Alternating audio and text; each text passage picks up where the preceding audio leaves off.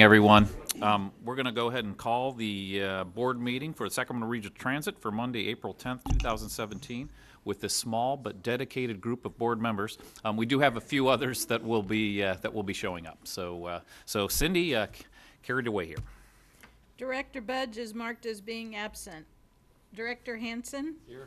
Director Harris? Here. Director Hume is marked as being absent. Director Jennings is marked as being absent. Director Kennedy? Director Miller? Here. Director Natoli? Director Chenier and Director Cerna are marked as being absent, and Chair Moran. Here. With that, we do not have a quorum. Okay, but However, we we'll promise proceed. we will at some point here. So, okay, with that, would everyone please rise and join me in the Pledge of Allegiance? I pledge allegiance to the flag of the United States of America and to the republic for which it stands, one nation, under God, indivisible, with liberty and justice for all. This meeting of the Sacramento Regional Transit District will be cablecast without interruption on Metro Cable 14, the local government affairs channel, and will be streamed live on RT's website.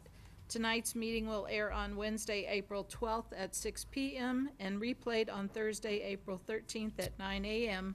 on Channel 14 and webcast at www.sacmetrocable.tv. It is also closed caption. Members of the audience wishing to address the board should fill out a speaker card located at the rear of the room and provide it to me or Adam. Please speak into the microphone and state your name for the record. We would appreciate everyone turning off their cell phones. Thank you. Okay, thank you, Cindy. And one of the reasons we have a paucity of attendance here is the spring break has captured a number of our board members, I think enjoying vacations and whatnot. So with that, Cindy, first item. Public addresses the board on matters not on the agenda. Okay, thank you. So to begin with, Mike Barnbaum. Good evening, Mike. Good evening. Thank you for having us tonight before your board. Just an announcement on Wednesday at 6 p.m. In the Elk Grove City Council chambers located at 8400 Laguna Palms Way. The comprehensive operational analysis for E-Tran is set to go before the council and forecast for adoption. The analysis highlights what a future E-Tran system will look like both locally within Elk Grove and its connectivity to transit systems throughout the region, including but not limited to South County Transit and Sacramento Regional Transit. The forecast in the document calls for changes to their fare structure in January 2018 and July of 2020. Staff is presenting to the council on Wednesday evening a base scenario, a 7.6% service reduction scenario, and a 10% service reduction scenario. This comprehensive operational analysis has taken many months to perfect and detail, incorporating comments from the general public, key stakeholders, and many of the council members that will, both past and present, that will be making a key decision on Wednesday evening. If you are anyone again are interested in going, it is this Wednesday, 6 p.m., 8400 Laguna Palms Way. Staff has been in contact with us to consider, but has not finalized the decision as of this moment, of having an E-Tran bus or shuttle available when the item concludes and the council votes on it to take folks back from the council chambers to the CRC station, the current hub of the E-Tran service. We say the current hub because the forecast in the COA calls for a grid system. and commuter service following many of the local routes that are being presented in the grid network that you will see on Wednesday evening. Great. Thank you. Thanks for the update there, Mike. And just to note that the arrival of Director Kennedy's powerful voting block has put us over. And unfortunately, Donna Tully's right behind me.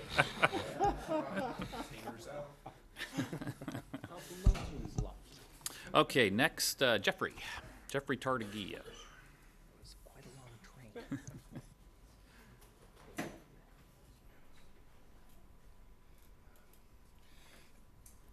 Good evening, Jeffrey. Andy, and as I see Don Natoli coming through the door, through here, to add on to the Elk Grove, 2 things for regional transit to be, should we say, I'm hoping they are well informed of, is dealing with the I and J Street proposal of a single route of P and Q also going through. This is where they are looking at realigning the Elk Grove coming through, and there will be likely that there will be need to be for the reverse a better, should we say, signifying of where you pick up E-Trans than the little signs that are currently available to allow you to know where you pick up E-Tran to go the other direction. But what I was more interested in talking about is I'm hoping that RT is ready for Bike Month and is also ready for, having where I hope the, should we say, light rail cars that have the advertisement will be utilized on the Gold Line to signify on that week of the route that's going by for the first stage, to signify some of the encouragement and some of the changes that RT has been provided, and also dealing with the ladies coming from Elk Grove, that perhaps those things would be well coordinated and much helpful. Had a little incident that I brought to the attention regarding dealing with the, once again, arena events, and where I stress again is you need to take into account your bus ridership as well as your light rail service. And you're not doing due diligence of handling that yet right now, as well as the internal communication before RT about what in the world is going on and happening. I also attended the transit, should we say, meeting of SACOG, and it's interesting to see, and I will remark that probably this will only be understandable to Roger, but I still would bring to your attention that you never tested the quad core processor for your Connect card. And I think as you go to the process of best affairs, you are going to see that return of 2.5 years ago of the reboot issue that occurred then, because there is a coding issue involved with there. And after several years of training, I'm not certain that the chargeback has been dealt with for regional transit. I hope the chargeback is dealing with the other agencies has been handled and corrected with a correct process. I say I have 30 seconds left, so I will also offer and say to you is this, in the budget that's being proposed through here, I remark that you have a number of reasons where you're using bus shuttle services. Last year it took place a lot for dealing with the I-80 when the elevator was down. Last December, you had it used extensively for, should we say, when you had the incident occur up in Roseville. And the cost element of that, I have not seen ever disclosed. Last thing I will say to you is, I understand 14,000 tickets were offered in March Madness. I'm wondering how many tickets are going out for the ANJAM event and where that has been appropriately recognized and how that's been costed out. Okay, thank you, Jeffrey. I have no more requests to speak on business from the floor, so we'll conclude that item and move on. Consent calendar, items 1 through 9. You Okay, do not have any speakers. Any requests to pull for discussion or separate vote? Mr. Chair, I did have a question. We leave it on the consent calendar, but whenever you, Okay, the others, I want to talk about item 5, please. item 5. So why don't we go ahead and take care of that, Cindy, if you want to read that item? Okay. Item number 5, resolution ratifying the release of an invitation to bid and conditionally delegating authority to the general manager CEO to award contract for the 1225 R Street interior remodel to RBH Construction, Inc. And Neil Nance is here to answer any of your questions. Thank you. I don't know that it's much a question. I guess just an observation that I guess when you test the marketplace and you find out that you only have one bidder and that they're nearly double what, not quite, but about 40% more than what you anticipated. I think that we need to recognize the market conditions when we do this. And again, it's not like this was over. Like the bid was over because we're now modifying, I guess, to understand this. But we are going to it just seemed like we missed the mark. If we were estimating $82,000 and the one and only bid came in at $145,000, and that didn't include the 6 additives that we, those weren't detailed here, so I don't know what it is we would like to have done but couldn't do because we couldn't even get the base amount of work done for almost double what we estimated. So again, not to draw attention to anybody misestimate. It just seems to me though, if the marketplace is that hot, and certainly we can save money by not renting longer than we currently are on a month to month, makes sense to me. I support this, but I guess and maybe you have a comment to it as to what was learned by this. This is a fairly small amount, but still it was pretty significant difference between what we estimated and what the one bid came in. Yes, sir. Our team went through that same scenario that you just described, trying to figure out why we were so under budget. Again, I think you hit it. The marketplace has changed. We had a couple of subs that really got really busy, and they escalated the prices on us. Okay. And so, again, maybe timing doesn't fit in, that we couldn't find different times of the year when it may be. And I just think currently with construction and the activity, maybe it's going to be like this for some years to come. But yes, nonetheless, it sounds like your team went through the exercise. So with that, Mr. Chair, I'm prepared to move this item in the consent calendars. Great, thanks, Don. So motion for consent here. Second. Okay. Don moved. Yeah, move. Okay, Yeah, move. okay, so moved by Director Natoli, seconded by Director Miller. Please, are all in favor signify by saying aye. Aye. Any opposed? Abstentions? Motion carries at 86 votes. All right, thank you. Next item, please. Next item, number 10, the general manager's report. All right, Henry? Yes.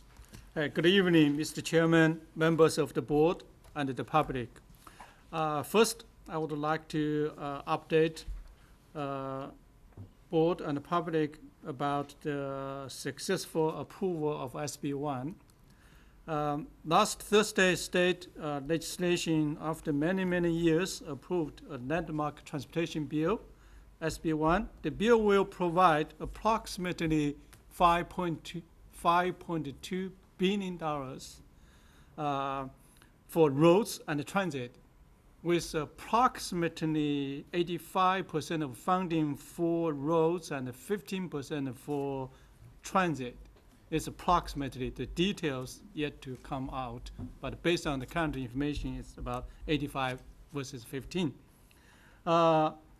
This will provide RT about $10 million compared to RT's $265 million operating on the capital budget annually. As indicated in our strategic vision presentation in February, we will use this new funding to build up RT's contingency reserve and reduce $29 million line for credit, as well as to replace permanently lost federal funding CMAQ fund for the new operation of light rail Blue Line extension. And we spend about $2.5 million annually in the last 2 or 3 years for that section, but now that fund is gone next year.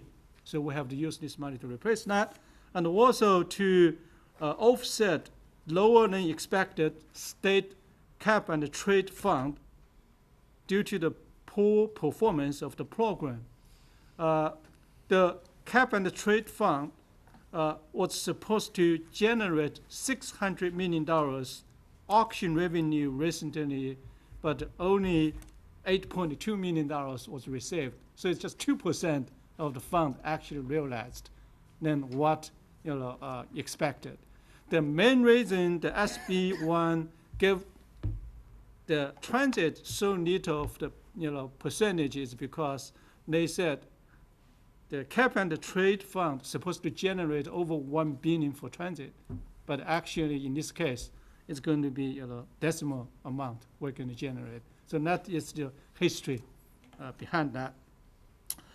So, since the new state transportation funding is so limited, and we will have to diligently pursue new local funding sources, and we already start educational effort to raise awareness of alarming local transit funding shortage and the exciting initiatives that could be undertaken with additional local fund.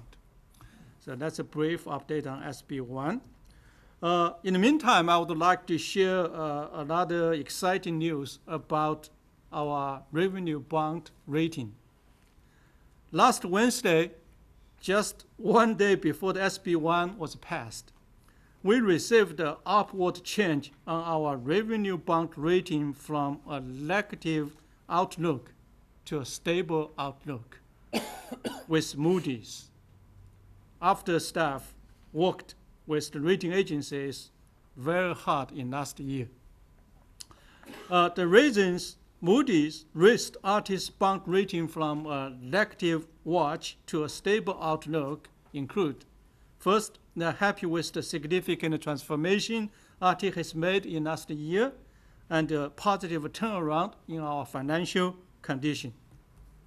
And they are very happy with RT's strong political support and strong management and board governance, including, quote by what they said is cutting cost without cutting service, implementing fair increase, defacing debt to increase debt service coverage, and build up artists' long-term financial stability. I would like to commend artist senior accountant Jamie Adamant. Can you step up a little bit? Who has gone above and beyond in artist's relentless pursuit of excellence. She has been the catalyst in ensuring that artists' TCRP funds and other funding sources were used to maximize the debt service paydown for the rating revenue bonds, and working with Moody's to put together all the required information to convey numerous positive steps that RT has taken to move RT towards its financial recovery. There were lots of detailed preparations behind that to convince Moody's to change that. They actually only used 7 months data to make this change. Normally, they have to use about 1 year worth data. But we pushed them very hard, and we fed them many great stuff. And Jamie was behind that. So, Thank you, Jamie.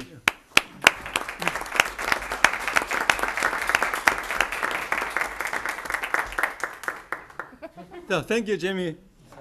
Certainly, I would also like to congratulate Brent Berlinger, our new officially Vice President of Finance, CFO, for his strong leadership and dedication. And Brent finally accepted the offer as our, took the acting out.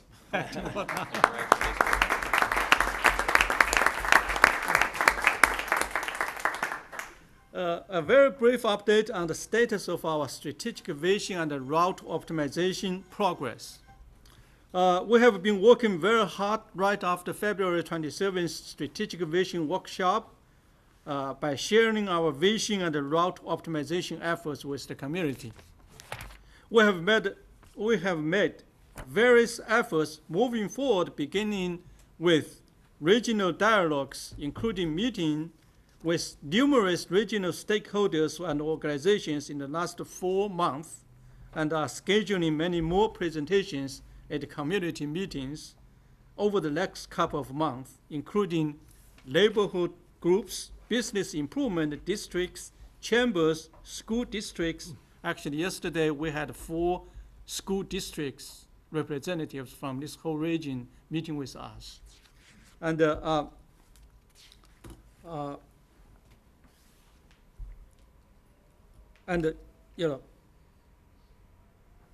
elected official meetings and other meetings. We hope to get 20 to 30 presentations scheduled over the next 2 months. We have also launched a community survey to get as much input as possible to help us shape our service and understand the community's priorities for world-class transit system.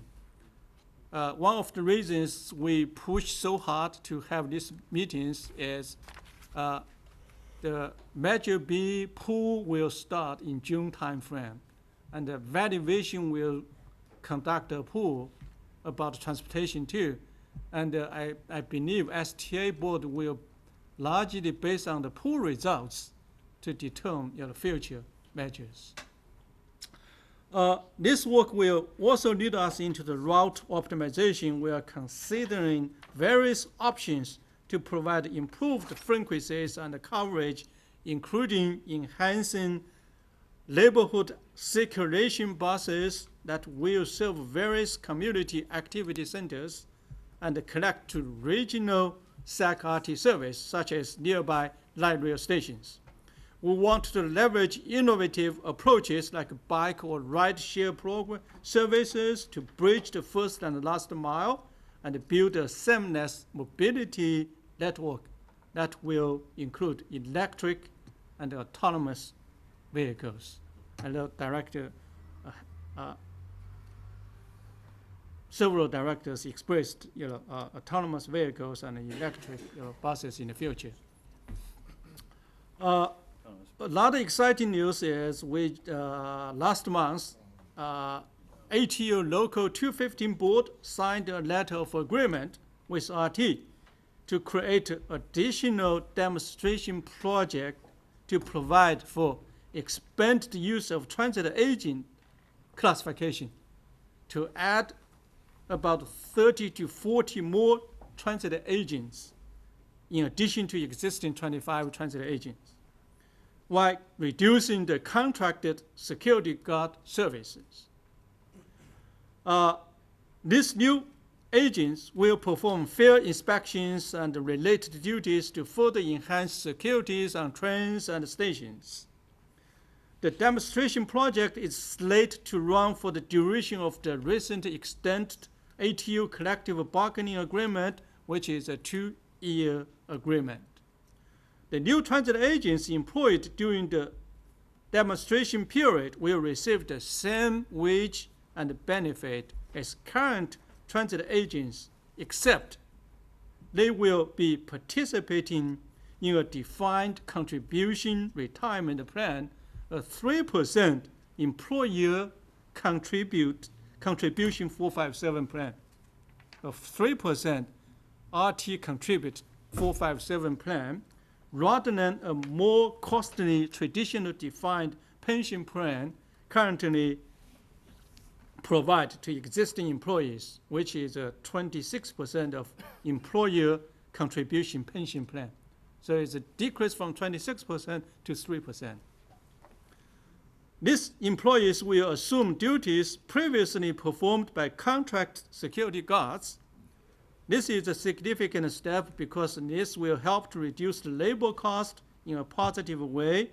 And I would like to commend Mr. Rothnes, he's not here, I believe, and his team for a strong, and Christian, hey, he's the vice president. I would like to commend you guys for your strong leadership and partnership. Thank you.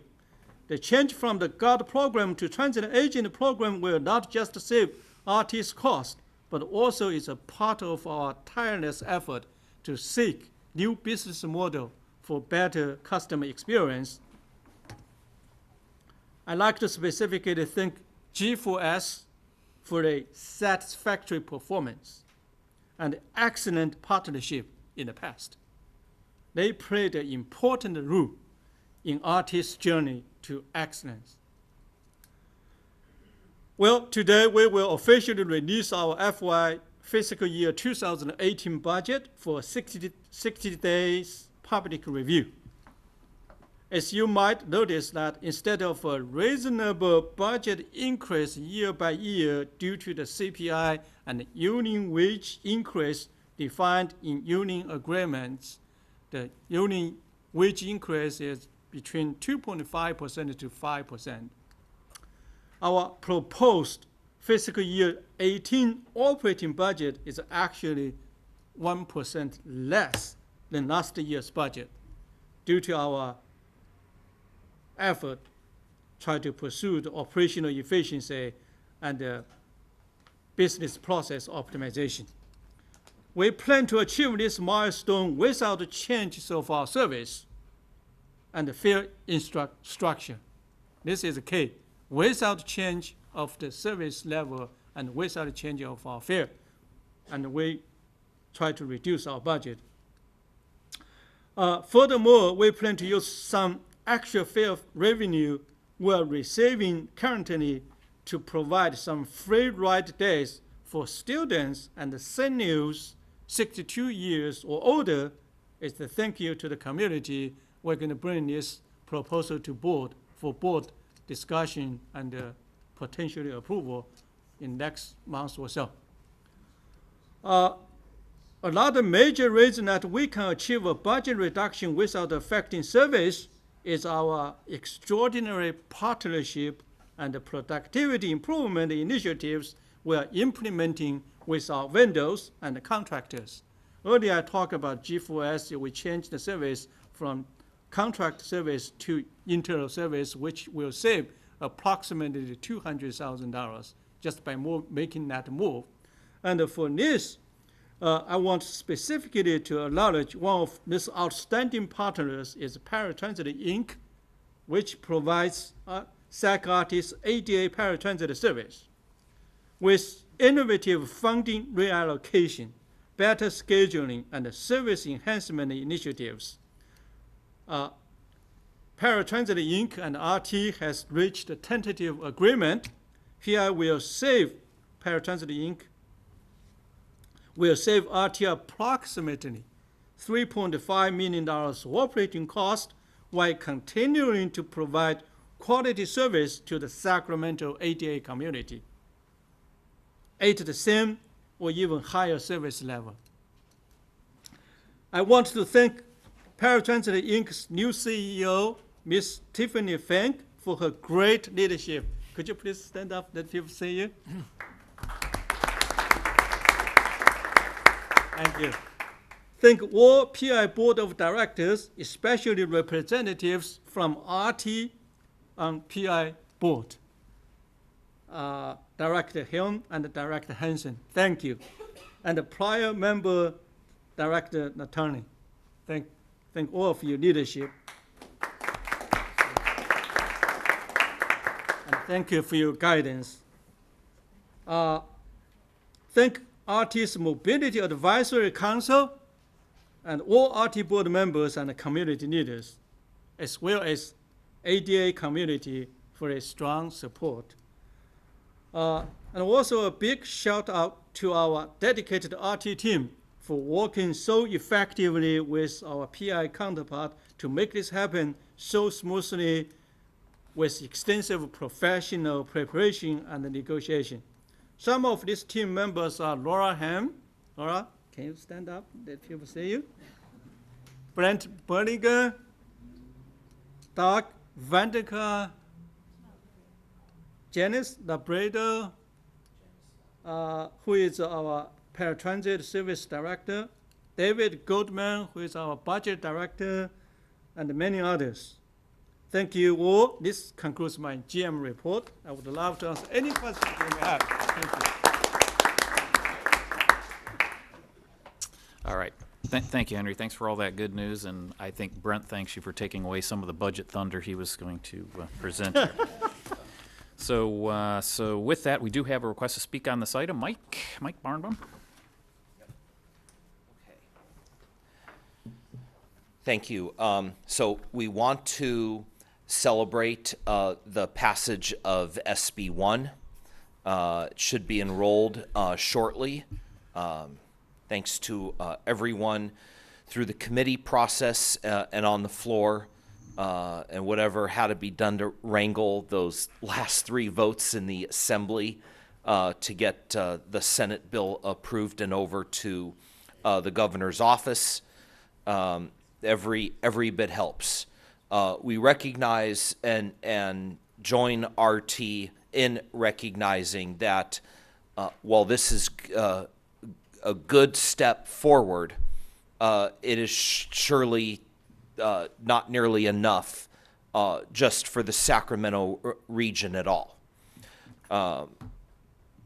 We know in reading a lot of publications since the passage of SB 1 that RT would like to at least try to go out to get a third of a cent.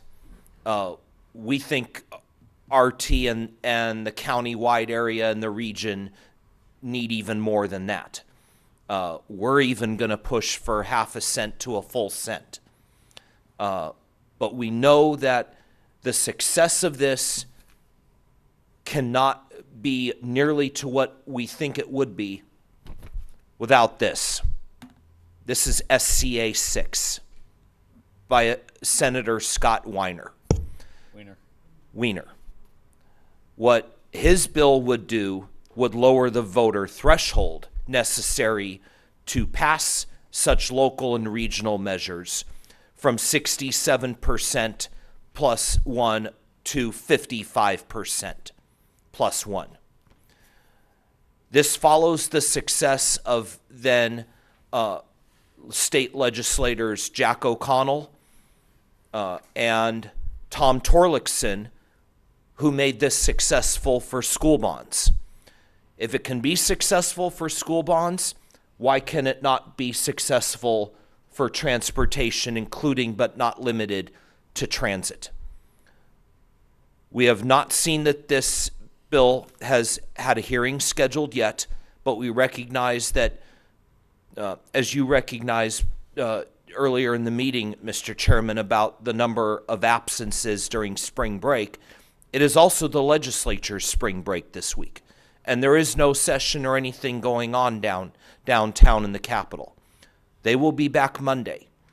And the big thing coming back will be the May revised and all the budget deliberations and passage of the budget by June 15th to the governor's office, or the legislature doesn't get paid. We hope, and I'll conclude here, that there will be some hearings on our bill between now and June 30th, and something will get to the voters sometime next year. Thank you. Great. Thanks, Mike. And I was reminded that we do have a few other pieces to our general manager's report, so I don't know if Brent or Deborah, who's up first. Just one comment. Go ahead, Director Hanson. Oh, I just wanted to, before we lost a moment, echo Henry's comments about Tiffany and paratransit. Tiffany was just appointed at my first board meeting on behalf of RT to be the permanent CEO, and she's wasted no time making improvements at the organization, really doing a lot of good work, and I wanted to recognize her personally for that work. I know Mr. Hume isn't here. He's the other RT board member serving there, but we're very proud of, Henry got to announce some good news for this board, but I think overall the direction of both organizations is very strong, and with strong new leaders on both sides. So Henry, thank you for working collaboratively with paratransit, and I hope you and Tiffany continue to have a very fruitful and positive relationship. Great. Thanks, Steve. Thanks for all your work on that board. Good evening, Deborah. Good evening, Chair Moran and members of the RT board. Tonight I'm going to present a news clip that really sums up how great ridership was during the NCAA tournament weekend and St. Patrick's Day. RT had fantastic media coverage before and during the events. This clip was actually the lead story at 5 p.m. on Friday, March 17th on ABC 10. Sacramento has March Madness. Anyone heading to the Golden One Center with a ticket today gets a free ride on RT. And RT says on free ride days, 20% of attendees choose light rail. But what kind of impression is RT making on people visiting our city? ABC 10's Gabrielle Carroll jumped on the train to find out. Going to admit this is my first time riding RT, so I'm going to do it the high-tech way. I'm going to buy the tickets on the app. Unfortunately, I will not be seeing the games today, so I'm not getting the free ride. Let's see how this goes. Easy, but as it turns out, I'm not the only one relatively new to RT today.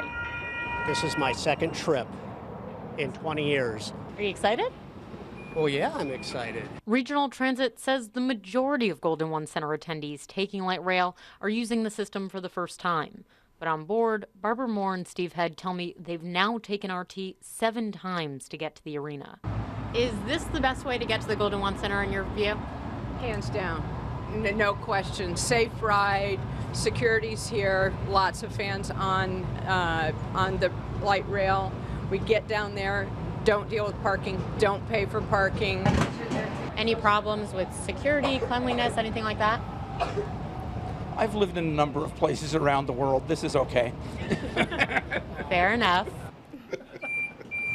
We are in downtown, getting very, very close. You still happy with the RT experience? Excellent experience, although I'm waiting for some green beer. You and me both. Yes. It's a little bit early, but I guess it's only St. Patrick's Day once a year. Yes, exactly. All right, this was a success. We are here at 7th and Capitol, heading toward the arena. A lot of the people on board got off with us. Not everyone decided to take RT, but it sounds like a little advanced planning helped people avoid headaches getting downtown. These Ducks fans used the Sac Park site to reserve parking. It's cold and rainy in Eugene. Yeah, it's raining in Eugene, so we're glad to be here, and we're counting on the Ducks to deliver today. So Sacramento's making a believer out of you. You gonna move It down is. here? You understand why so many people like to live here. Yeah. Since I don't have tickets and do have to work today, I'm gonna get back on RT. But I have to say, it is pretty cool to see all these fans from all over the country coming into Sacramento. Such a beautiful day. It's going to be a great day of basketball, and I am jealous. In downtown Sacramento, Gabrielle Carroll, ABC 10 News. As you can see, that was a great clip. I mean, that's what we all work really hard for, honestly, to bring new riders and people take transit that maybe haven't done it in years or are brand new riders. And to help riders navigate the light rail system, RT had guards, transit agents, officers, and employees staffing key light rail stations and onboard trains, and that we provided customer assistance for that weekend. What was really interesting about both Friday and Sunday is that not only did we have a lot of out-of-town people as expected, we actually, as you saw in this clip, had a lot of new riders that live in the Sacramento region. So it was just a whole new experience for us to help people who hadn't been on the system before. In addition, RT's marketing team prepared and delivered how to ride materials to all the area hotels and made sure that they distributed them to their guests so they knew how to ride RT downtown, where to park, let them know it was free on Friday. And that really, really resulted in some great efforts and ridership, as you can see in that clip. So I just want to thank you for that. And next, I would like to invite Sac City College student Adam Wong up to the podium to talk a little bit about his designated driver map project that was featured on several news sites that aims to prevent drunk driving by showing all the locations downtown where alcohol is served and their proximity to light rail stations. Welcome, Adam. Good evening, Adam. Thanks for coming out this evening. Thank you, Andy. Good evening, board. Good evening, everybody else. And hi, Steve. Me and Steve, we worked together at City Council when I was an intern a couple of years ago. So I made this transit-friendly drinking map up here. Obvious. And I made this in response to drunk driving and more or less like distracted driving in general around the area, and also to promote transit use in Sacramento. At first, I did only make it in the downtown area and only with light rail routes. Oh yeah, here it is right here. So it used to only be in this downtown region right here. And that was like the initial part that I released it on Reddit, Facebook, and other outlets as well. And it got a lot of support. As you can see, it just crossed the 4,000 view threshold today, which is really awesome.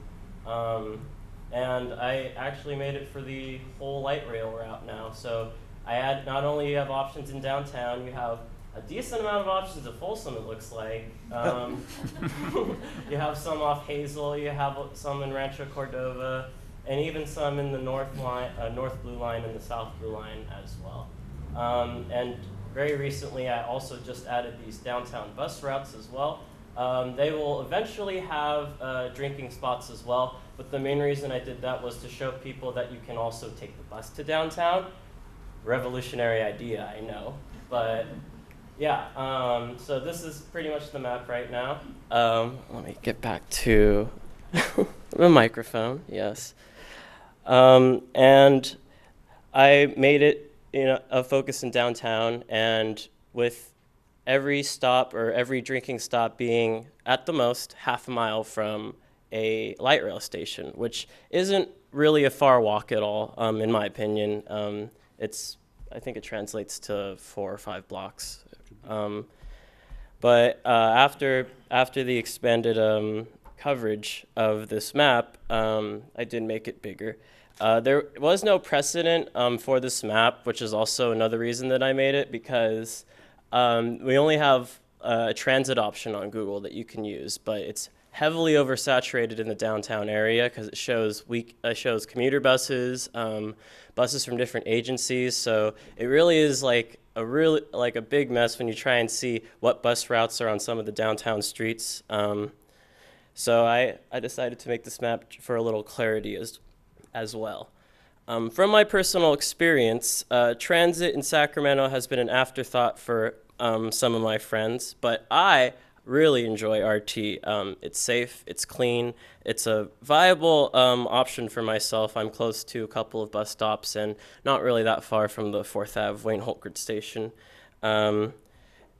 I made this to spread transit awareness about transit in Sacramento, and hopefully to get some of my friends riding the transit system as well, because I know that some of them, they don't have the option to take the bus to downtown, and maybe the bus route's too far or something like that, or they're not even aware that there is a weekend bus route close to them.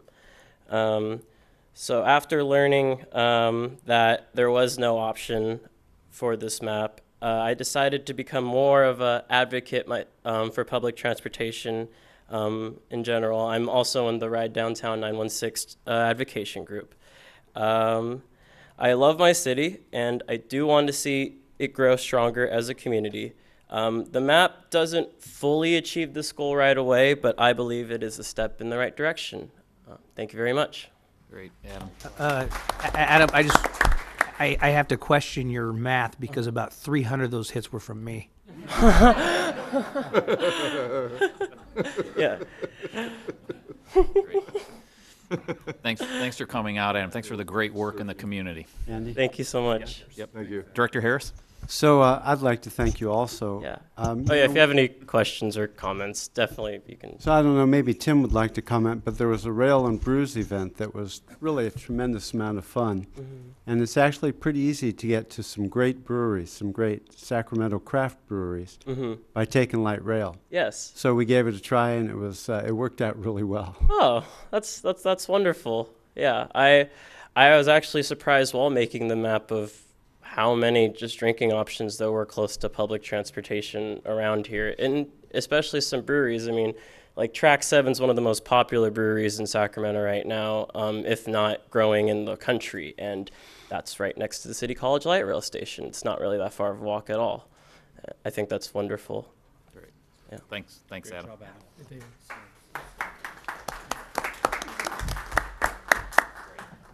Thank you. Okay, finally, Brent. Thanks. So good evening, Chair Moran and members of the board. So kind of going on to that stepping in the right direction, let's look at the financials. You got all the finance stops along the light rail lines, do you? Yeah, we should. I'm going to have to work with them. This is really going to be tough after these good presentations, but I'm going to kind of go quickly through this. Yeah. All right, let me go real quick. So 13.3 revenues came in for February, expenses 13.2. We had a surplus of about 100,000, a little over 100,000. When you compare that to a budget to actual standpoint, we're a little light on the revenues, but our expenses came in under budget about 200,000. And I don't know if you recall last month we had this situation where expenses for salaries and fringes were higher than budget, and that was because of those 2 holidays this month, and we said that was just a one-time kind of anomaly that we were seeing. Well, as you can see, that's where we we think that was the case because now we were able to save $268,000 in that category, which really helped us from a budget variance. Some other topics I want to talk about is the fair revenue category. You'll see we exceeded the budget by $160,000. That was actually due to a cash receipt that we received from Sac State. We have an agreement with Sac State students where they pay part of their tuition goes towards the transit pass. And then annually, Sac State pays us based on the number of riders times 50% of the single ride fare. Well, what we found in 2016 is that ridership grew tremendously. And that led to some concerns about the billing. And what we did is we worked on an issue where the billing amount that we had was about $350,000 higher than what they had expected, and that created a collectability issue. So we weren't able to prove that that amount was due to RT until this point in this year. And so once we were able to get through that hurdle with Sac State and show that that was a valid receivable and the collectability issues went away, that's when it became recognizable revenue. So without that, we would have actually had a bad month for fair revenues, but with that, you can see we exceeded revenues. The next thing I want to talk about is the state and local revenues. I think at the last board meeting I had talked about the STA drop in revenues that we were predicting, and that came in at about an annual basis. We lost about $770,000 of STA revenues. And at the same time we were losing STA revenues, we know that LTF revenues have actually been on the rise. This is our sales taxes. And you'll see when you look at the original allocations RT received, they had about 2 or 3% growth, and we're actually seeing closer to 5%, 5 to 6% growth. So we went back, worked with the county staff, and we were able to show them with the BOE results that actually sales tax is coming in a lot better, and they were actually able to up that estimate. And so now we're looking at a 4.5% growth, and that was able to offset that STA loss. Brent, I just want to interrupt for 1 second. Sure. When Brent talked about STA fund, we lost $700,000. That is based on state diesel sales tax. Correct. And unfortunately, the SB1, when they said they gave us like whatever the transit 600 million whatever for the whole year for the entire state, that majority of those funds are based on the diesel sales tax again, which is not stable. So that's why SB1 is kind of like very weak in terms of the transit funding. Yeah, and maybe to follow up on what Henry said, we've actually seen, if you look at the history, the last 3 years, the amount of STA money we have been getting has been going down every year because the cost of diesel has been kind of fluctuating, and so we've been losing in that. So to get that bump in LTF, that really helped us this month and will help us for the end of the year. The next topic I want to talk about is federal revenues. As you can see, we're on target from a budget to actual standpoint. However, on March 2nd, we actually received word that we're going to receive about $500,000 less annually that was allocated to the region. RT gets a proportional share. It's a formula share, and the portion that we're going to receive is a little bit less. So next month, you'll see actually a budget variance in that category. So we're kind of keeping an eye on that too. So even though we have this surplus of $2.2 million, we know some of that's going to get absorbed next month with that federal loss of revenues. And as usual, federal revenues continue to be an area that we want to keep monitoring. And then I think I've hit everything except this last category, which is supplies. You'll see a negative variance of about $146,000. That's because we've actually been using more and more spare parts for our light rail vehicles. As you know, they're aging, and we're actually starting to see that impact on our financials now. We buy parts in inventory, and as they're taken out of inventory and put on the vehicles as it's being used, and as vehicles are breaking down. So we're really keeping an eye on that, and that's something we want to just keep mentioning. It's an area of concern for RT in the future. So I'm going to then just jump ahead. We talked about fair revenues. The slide here really just shows we've exceeded budget. And compared to last year, we've exceeded last year by about $300,000, which is great. Again, a lot of that was from the Sac State revenues, the one-time revenues that we received. The next slide is our fare box recovery ratio. As you can see, we're above our budget at 22%. Probably a little bit high. Typically, we're around 21, so 22% is a great number to be at right now. And then the last area is this ridership. This continues to be kind of our Achilles heel here, and we're, not just we're not just looking at it, but actually Moody's, when we went through our rating presentation, that was an area that they said, look, there's 2 areas we want to see improvement at RT. It's ridership, and they said, we realize this is something that all transit agencies are facing, but in particular, to your credit, you need to really work on your ridership, and you need to work on your cash liquidity. We have 23 days cash reserve on hand. They would like to see 60 days. So those are the 2 areas that we're going to really start focusing on. And by building that reserve, that's what we're doing. And that concludes my presentation. Great. Thanks, Brent. Any questions for Brent? Yeah, just one quick Okay. question. Director Hanson? I'm trying to remember, when we did the fiscal policies with Doug, didn't we set a reserve goal? And Yes. what is our reserve goal again? That's a great question. I'm going to let David, he's going to be talking, so I don't steal his thunder because he hasn't had a chance to speak. But it is, I think we had it as a You're goal stealing of. his thunder now. All right, yeah, I'll let him talk. Thanks, you got. All right, David. I mean, I tell you, between Brent and Henry, I don't think there's going to be anything left for me to say during the budget presentation. Why is this so high, Brent? Anyway, The promotion has gone to his head. anyway, the policy does state that at minimum 30 days, a maximum 45 days. However, we looked into it with the GFOA, the Government Finance Officers Association, and they're recommending for best practices 2 months or 60 days. Yeah. So that's something that I think would be good to revisit, especially if it'll help get us a better credit rating and lower interest rates on future bonds. Right. And that's actually something we're really excited about. When we had actually been meeting with Moody's, it's been about 3 or 4 times prior to them announcing the rate change. And so like Henry said, they used 7 months of data. They didn't actually take into account the STA money that's coming. So we're kind of hoping for maybe a double bump when the actual financial results come out and more STA money comes. So Don't get greedy. I know. I said we're hoping. Great, thanks. Thanks, Brent. Okay, I believe that concludes General Manager's items, report items. Okay, next item, please. Next item, new business, item number 11, resolution authorizing staff to release the Sacramento Regional Transit District preliminary fiscal year 2018 operating and capital budgets and set notice of a public hearing for May 8, 2017, presented by David Goldman. All right, thank you, Cindy. Good evening, David. Good evening. We're getting the presentation up and running.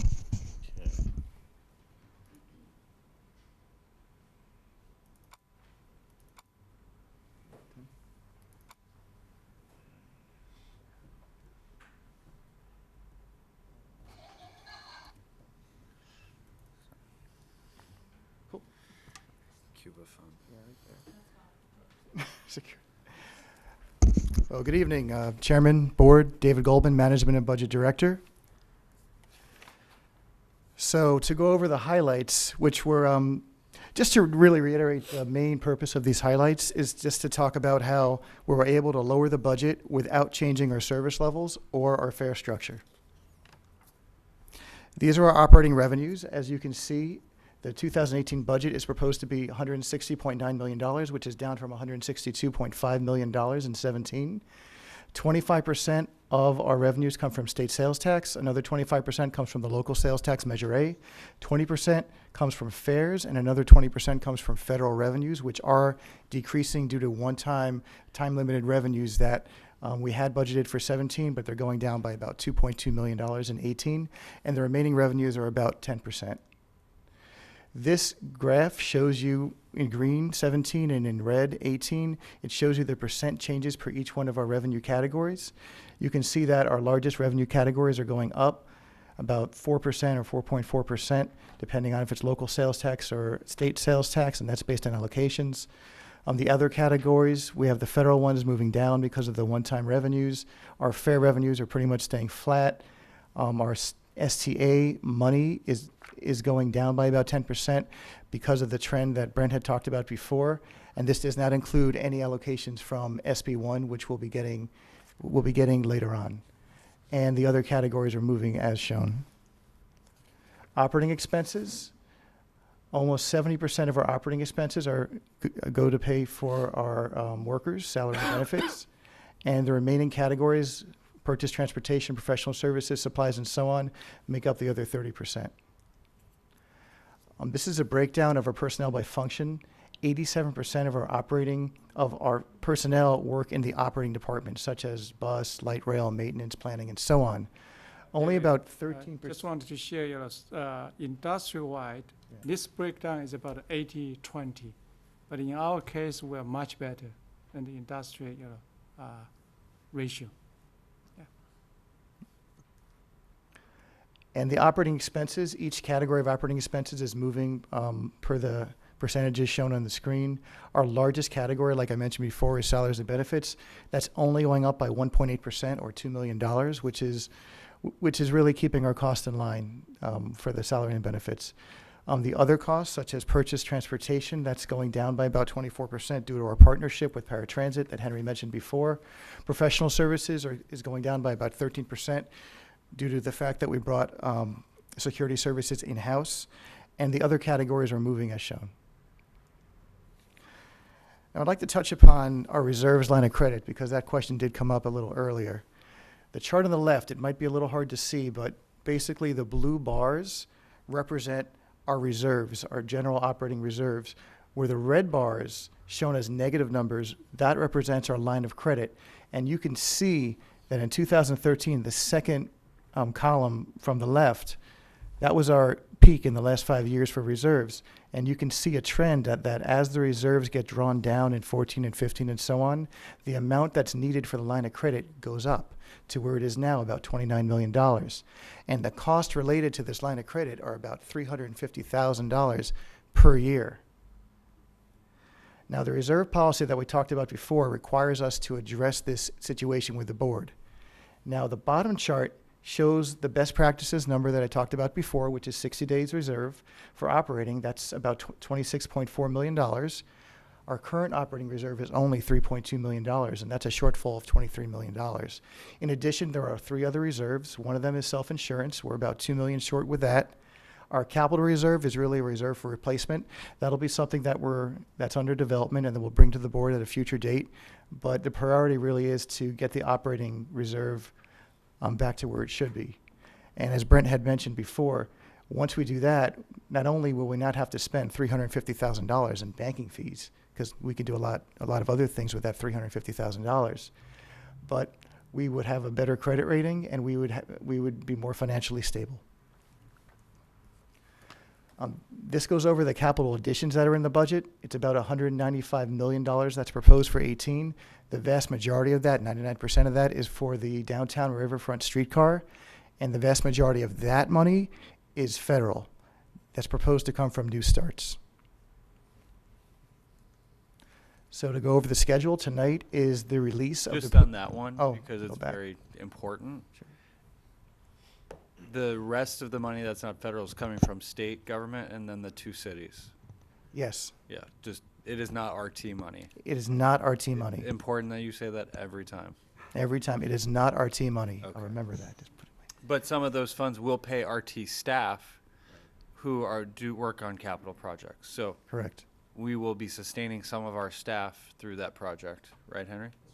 Okay. So it's somewhat a benefit. Absolutely.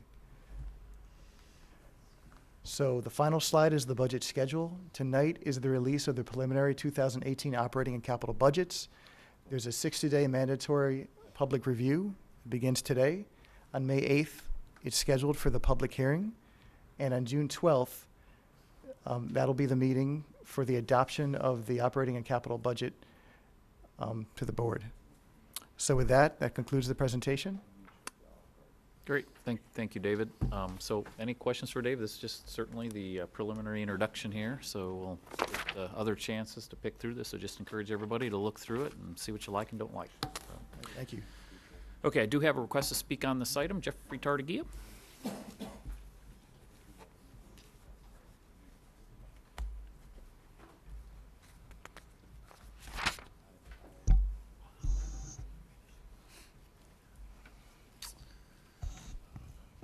Good evening, Jeffrey. Jeffrey Tartagia. And as you rightly point out on some of the expenditures through there and some of the things for the streetcar, it is most helpful if some of them get broken out as more line items. And Henry, as per Transit 101, there is a number of line items that I think would be much more suggested to be for the public. I have brought to Brett's attention that I believe the bus shuttle system service, because this is an item that, as we have problems with the light rail, is ongoing and increasing. So an item that I think needs to be delineated as an expense. You have records of it for dealing with happen in Folsom, as well as some others, so you should be able to recognize that that's an expense that's been going on the last year or two. And I don't find a way that you see that in what category and where it's at. And I just bring that up because right now Henry is looking for, I believe, another 91 buses to replace. And because of the shuttle, also recognize that I think there is a better need of buses because of that need for bus shuttle as we contemplate our light rail service and its end-of-life system. That's what I want to bring to your attention, and hope that when in the budget that those can be line itemed out much better to see visibly in the budget. This is preliminary, but those are things that I think you should know and the public needs to know. Thank you, Jeffrey. So that's it on speaker requests. So Director Natoli? Yeah, just a quick question for staff on page 5 of 8. I circled a couple of quick items. I just want to be sure the reference was under professional services, where we talk about the substantial decrease. We cite two things there: anticipated cost reductions, and it says with our ADA paratransit contract by bringing security services in-house. That's that's two different things, right? Yeah, those are two different things, correct. That's not how it reads, though. That's sorry. why I pointed out. So yeah, it's two different things, absolutely. Okay. Yeah. And while you're on that page, though, I guess the question I wanted to ask too was under other. It says that you anticipate increases in costs, including property taxes. What portion of property taxes that RT pays? What is? Well, it's more the assessments than the property taxes. It's just really due to trends. We unfortunately did not put enough money in the budget for the current year, and we're just bringing it. We're kind of right-sizing it to the proper amount for the. So you're talking about assessments for? Just various property assessments that are on those properties. I can. Okay, so but it's not property taxes. It's not property taxes themselves, but it's the special assessments and other types of things. For example, Florin, road Pipit, they doubled the assessment from 13,000 to 26,000. Okay. So those type of small increase add up. So your property-based either improvement districts and/or similar is what you're talking about there. But when I saw property taxes, it kind of threw me. I wasn't. Yeah, that's just the name of the category. I don't know. Because we don't pay property taxes on properties that we own for the most part. Is that right? We do not. You're right. Okay. Yeah. All right. Okay. Thanks. Great. Thanks. Any other questions? Okay, entertain a motion to, moved by Director Hansen, seconded by Director Harris. All in favor, signify by saying aye. Aye. Any opposed? Abstentions? Motion carries at 86 votes. All right, thank you, everyone. Next item, please. Next item is item number 12, the San Joaquin Joint Powers Authority meeting of March 24th. In your package, you have a written summary. If Director Natoli has anything to add. I would just add that was the first one I attended in a very long time, and I think that they were probably glad that Director Hume was there more often than I.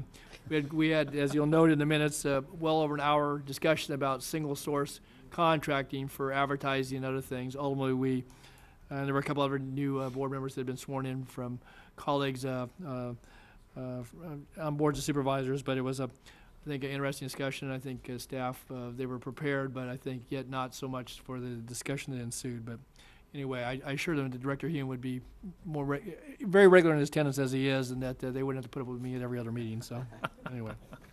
Thanks, Tom. Thanks. All right, next item. Next item is the closed session, unless any other directors have anything to report. Anything to report out before we adjourn to closed session? All right. I'll just read the closed session items. Conference with real estate negotiator pursuant to Government Code Section 54956.8 on first property 65th Street and Folsom Boulevard, second property Power Inn Road, and third property Royal Oaks. And I understand that we will have a report out from closed session. Okay, great. Thank you. All right, adjourned to closed session. Thanks for your nice letter. I'll give you a call. We'll go together.